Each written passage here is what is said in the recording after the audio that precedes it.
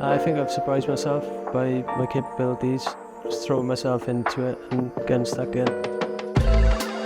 So coming out to sixth form, the university didn't really appeal to me, so I kind of took a year out trying to figure out what I could do. I applied then through the Welsh Apprenticeship Alliance scheme, so I had an interview with boroughs, and it started off as a level 3 BTEC apprenticeship, and I thought, actually, let's give it a go. And then it just evolved into a HNC, and I started studying civil engineering at the University of South Wales.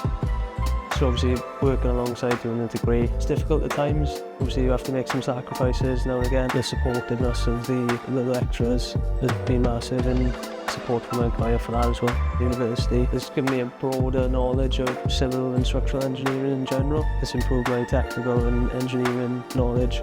I'd say with the structural and design and analysis modules, I've been able to apply that to working situations because I'm in the structures team. So a lot of that stuff has been well received and, been great knowledge for me to apply then in work. So having a degree obviously proves a certain level of competence. I've been given much more responsibility leading projects and being more involved in directly speaking to clients and actually completing the project. I think it's been quite rewarding.